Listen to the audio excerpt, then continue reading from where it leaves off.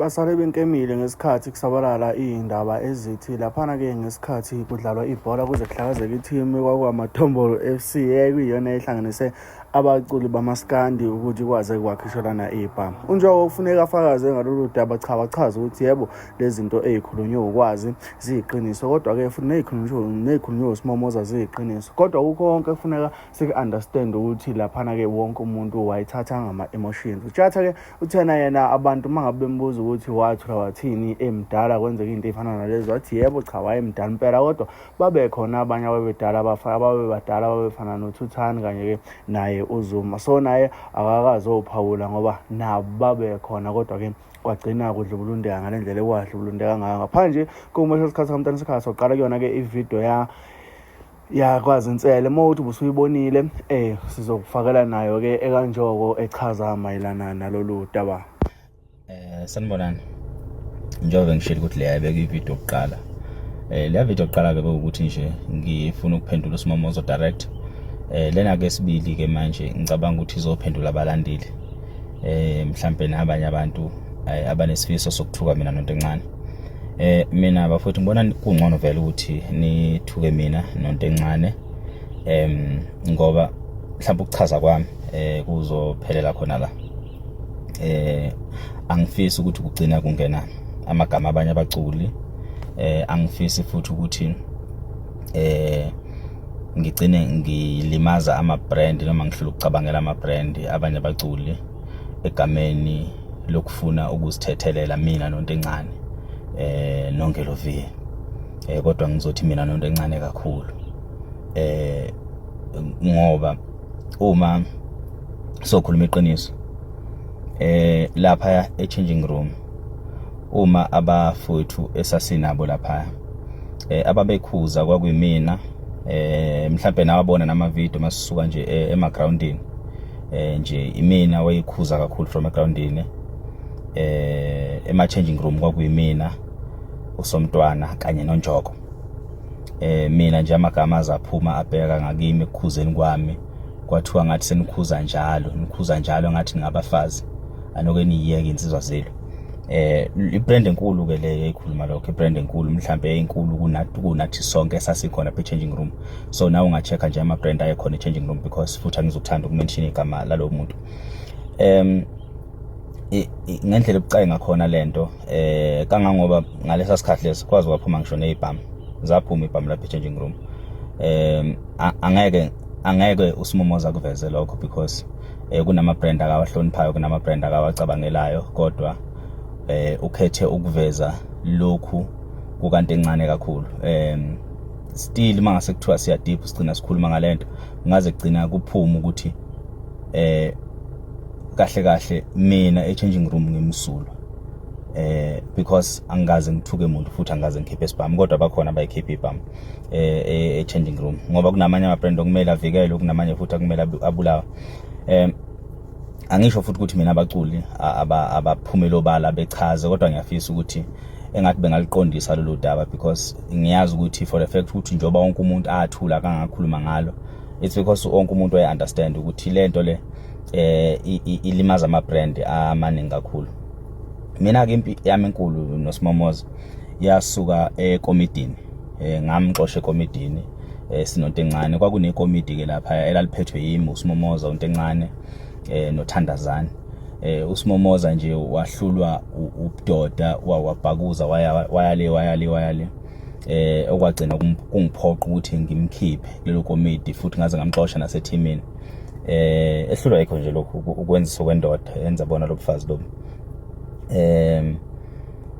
Abantu ababehamba phambili kumxosheni kwakuyimina umuntu encane. Isizathu ke sokukhuluma kaNgelovi noma sokungena kwegama likaNgelovi, igama likaNgelovi livezwa ukuthi uNgelovi weyimanagement ye-team, which means kwi-management ye-team kwakuyimi uNgelovi, uMalume Mthuthani, uMfokandlovu, wayizama ngayo yonke indlela ukulungisa isimo kuleya team, kube noGigi uMfoka Masinga. kube naye ukukhuba ukhuzani. So ngesikhathi sekuphumile ukhuzani si-management sahlangana sazama ukuthi sithole umhlahlandlela sithobisa isimo egroupini ngakusasa after ukhuzani sebhala statement sokuthi uyaphuma.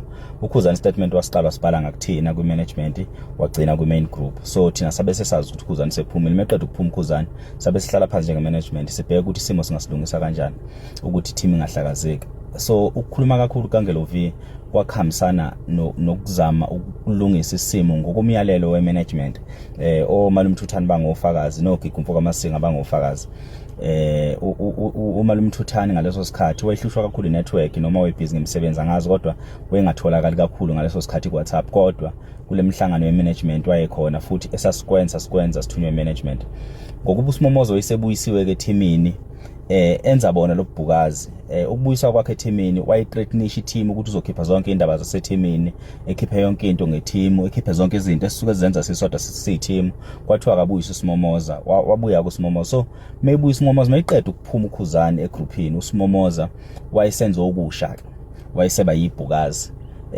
Lapha uNgelo V nami sizama ukulungisa isimo ngokwazi ukuthi njengamanje si-management sivumelana ukuthi i-team ayiqhubeke while eceleni kusancengwa ukhuzani. Umalume Mthuthani yena wevolunteer ukuthi uzomncenga ukhuzani, uzombuyisa ukhuzani egroupini, but uSimomoza wayefuna ukuthi kwenzeke ngendlela yakhe. uSimomoza wayefuna ukuthi wonke umuntu ayidikile i-team ayishiye i-team. So ngaleyo ndlela ke sasizama futhi ukuqondisa libona lobo bhukazi ukuthi sithi sihlangene sizama ukulungisa isimo kube khona umuntu ofuna ukuthi yena enze ngendlela yakhe enganabo kwabuholi bokulungisa izinto. So uNgelo V ungena ngaleyo ndlela, igama lakhe liqhama kakhulu ngaleyo ndlela.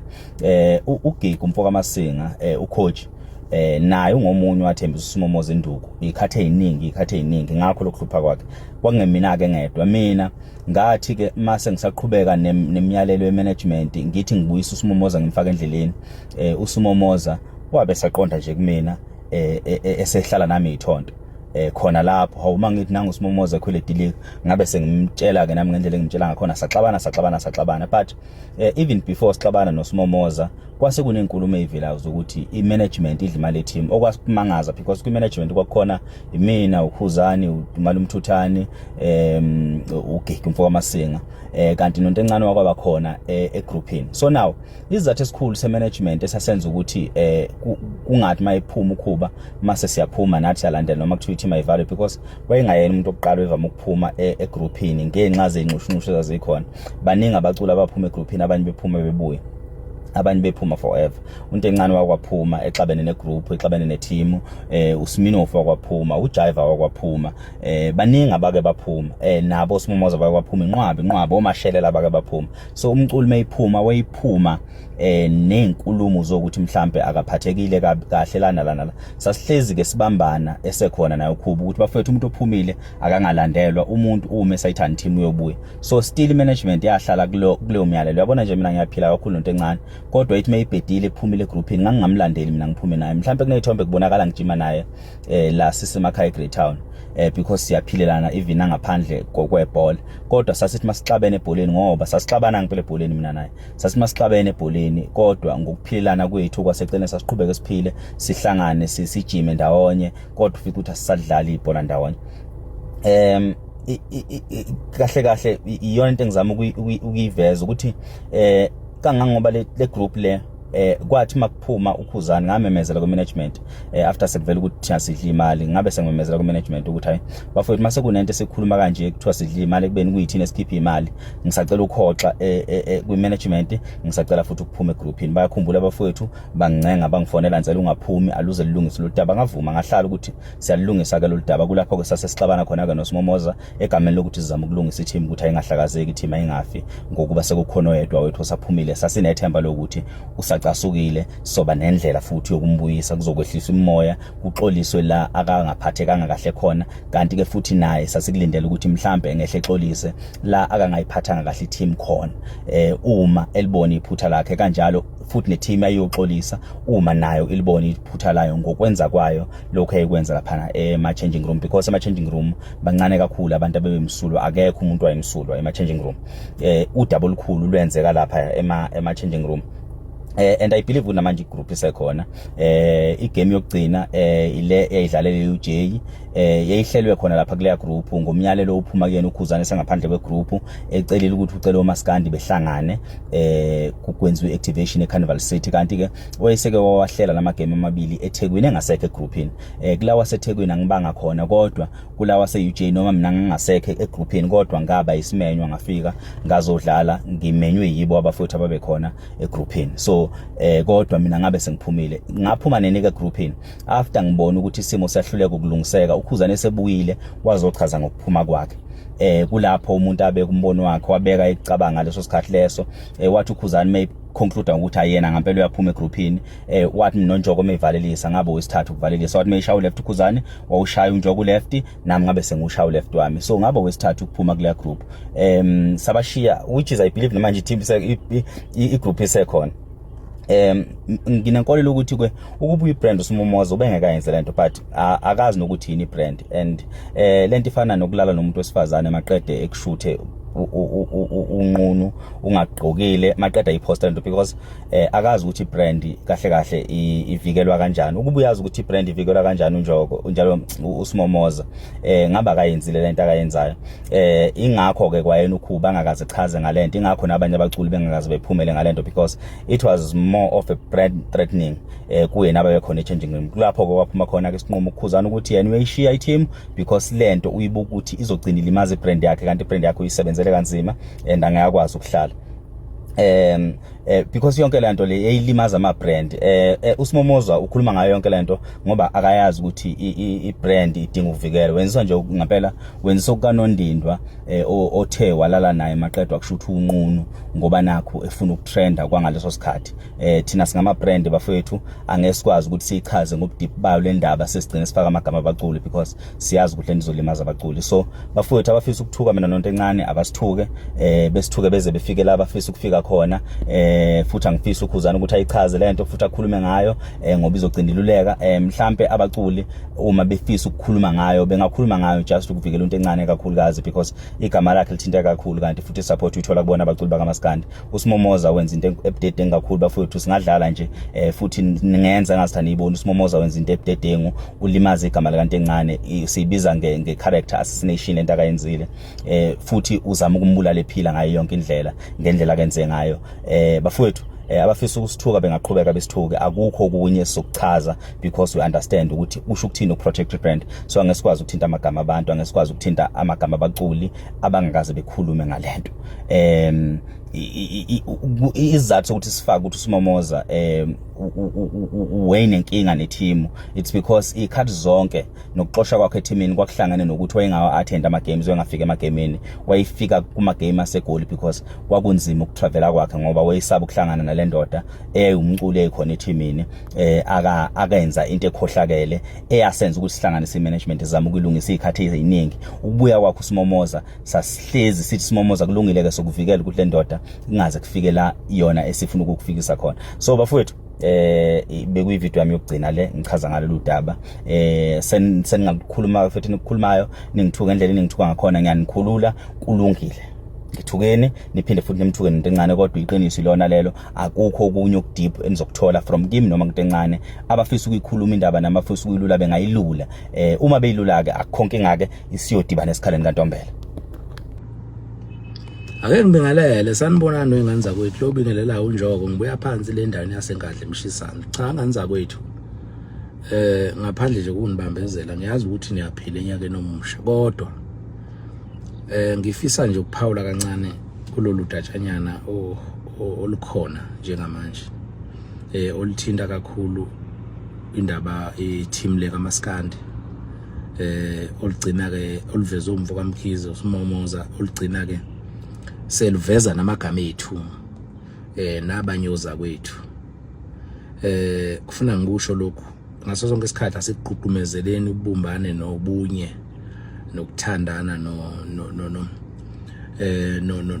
nokubekezelelana noma ngabe kuthiwa kwesinye isikhathi izimo injani kodwa sikwazi lokho mina ke ngiyengqugquzela ukuthi ngaso sonke isikhathi akuzwane noma bethiwa sesigxobene kodwa asivuke kusasa futhi asingalali ukuze kube kusasa sithi masigxobene uma kuphola lento eyilukuluke ngaphakathi sibone ukuthi sixobane wrong kuphi siyilungise manje singaze silale nawo ngakusasa izigcina singenwa abantu beyikhulume wrong leyo nto ebese siyasixabanisa. So bafowethu kwenzeka ngalesa sikhathi inhloso ye-team kwakukubumbana komaskandi ukuthi sibumbane sihlale sibumbene sifundane sazane njengabafowethu njengoba bayakwazi ukusiqoqa sagcina sesingifunda ukuthi hayi ubani umuntu onje uyakwata makunje sixolelane kube mnandi kube njalo nje njengasekhaya njengoba nisukwenzele ningabafowethu kuyenza kube nenxushunxushe ebakhona nikwebhane mangaboni ngasolinye futhi ke asidaliwe ngokufana. Omunye umuntu kuyenzeka kwenzeke into ayibone ngenye indlela omunye futhi ayibone ngenye indlela.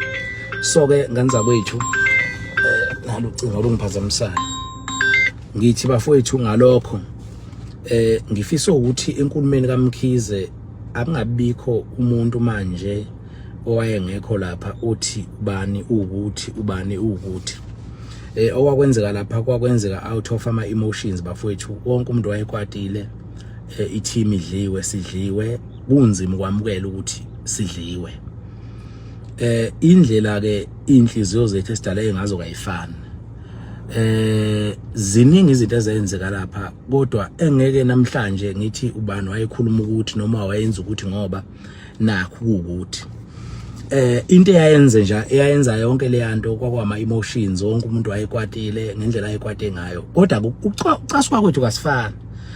Ukucasuka kanjoko ngeze kufane nokucasuka uAngelo V. Ukucasuka kaAngelo V ngeke kufane nokucasuka kaJaiva. Ukucasuka kaJaiva ngeke kuze kufane nokucasuka mhlambe kaGatsheni. Sehlukene singabantu sizelwe sehlukene bafowethu. Besiyimbumba thina sizingane zawone sizandawonye sibambene sithandana. Ngisho ke ekhaya kini kuyaxatshana. Okwenzeka lapha bafowethu ngifisa ukuvikela amasayidi onke ngifisa ukuthi kungabikho umuntu ongathi uzothuka usumomoza. Kungabikho futhi umuntu ozothi mina into encane angisamfuni kwasha kwacima ukwazi angisamfuni kwasha kwacima kunje. Okwakwenzeka lapha kwakwenzeka kithi sizinsizwa futhi kuukuthi sasikwatile sicasukelene ngendlela kwakwenzeke ngayo.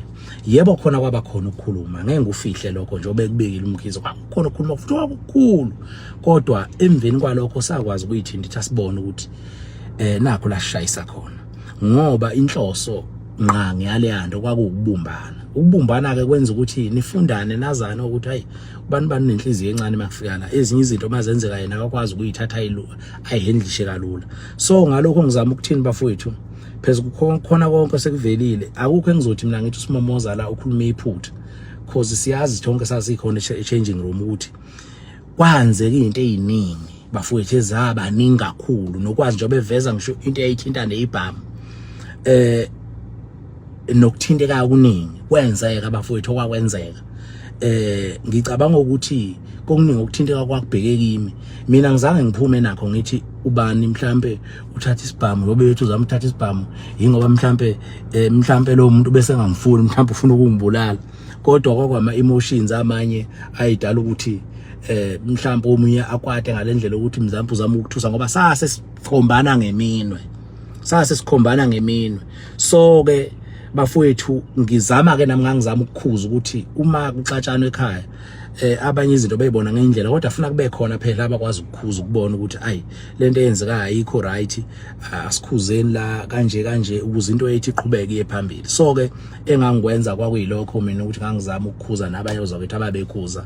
So ke kushuthi mhlambe ekukhuzeni kwethu kwabanye ozakwethu futhi babefisa ukuthi ngabe mhlambe siyahamba siyoqhubeka sikwazi ukungena kwi-tournament hayi ukuthi ngoba kwakunengxabano yayithi ingoba singezwani thina kodwa awuzakwethu abanye babengakuzwa lokho babengakuzwa ngoba bayefuna ukuthi sibuyele kwi-tournament sibe sedliwe siphinde siqhubeke sibe yilungu indlela ukuthi sidliwe kuthiwa sirojiwe. So ke kwakuyilokho bafowethu ngizama ukuthi ngalamazwi bafowethu ngiyacela ngayo yonke indlela simprotecte uZondi ngoba futhi ngiyazi ukuthi noMkhize uyabekhuluma umuntu kwevela odalekile unje njengoba ngisho ngithi ufuna siprotect uZondi siphinde siprotect uMkhize umuntu ngamfunda ukuthi mangihleli naye umuntu okwazi ukukhuluma noma yena akwazi ukufihla akakhuluma amanga kodwa akakwazi ukufihla. uZondi naye unendlela adaleke ngayo uyabo umuntu right kakhulu ukwati ululu ukwati kodwa futhi ululu ukuxola futhi khona manje uyakwazi ukubona iphutha. So ke bafowethu kukhona konke esakwenza ngikhuluma lo ngegama lakhe ngoba seliminishine kakhulu ngiyafisa usimvikele umuntu encane unjengathi sonke umfowethu okwakwenzeka lapha akekho kwakwenzeka kuye ngoba ethi unenkinga nobani kodwa mfowethu kwenzeka lapho kwama emotions aye lapho aye high kuona wonke umuntu kodwa sasidila nawo ngendlela engafani.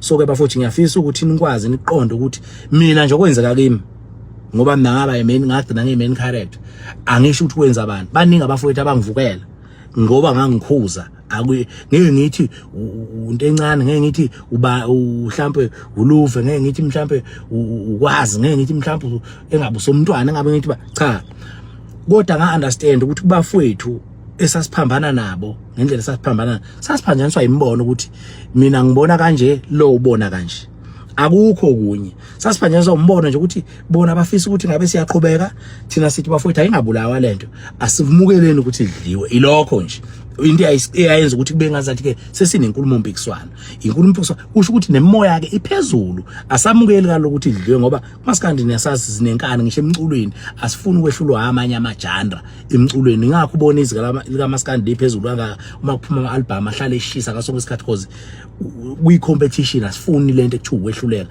ngisho ngangena ingoma amasikandi ingoma enhlukanisa unyaka umasikandi nabalandeli bawo bayalo. So ke bafowethu into encane ungowethu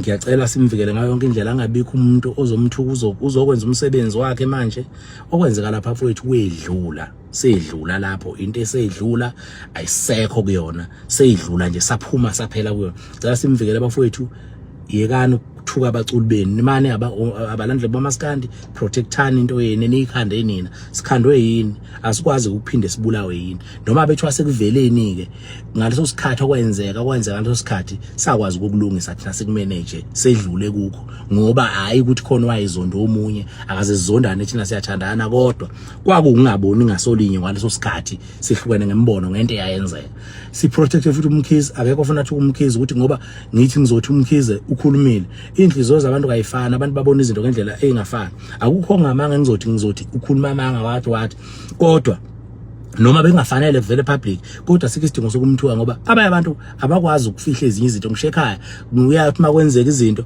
khona bangakwazi ukuyifihla abahlale nazo bayiveza mhlambe kwesinye isikhathi kuyenzeka ukuthi mabeveza izinto kube ukuthi izona izinto ezolungisa izimo ebekade zikhona mhlambe uyabona. So ke bafowethu ngizama ukuthi ngalendlela ngicela siprotectane sivikelane namagama ethu bafowethu ngiyafisa ukuthi ukusuka manje uyaphambili ungathi mawuphawula ngalento noma ubeka umbono wakho ubeka umbono ukuthi mhlambe kunomuntu ofuna umbuke kabi njengomuntu omubi noma ongekho right ama emotions ocasuka kawafani. Engikufundile ngifuna ukugcula kusenzo usenzo uma ecasukile sometimes unama emotions are very high angazi ngizomchaza kanjani bethiwa ngiyakwazi ukumchaza kodwa futhi at the same time uyakwazi ukuxola manje uyayibona futhi yena kade ngitshela uyabona ukuthi useshayisile la uyabona.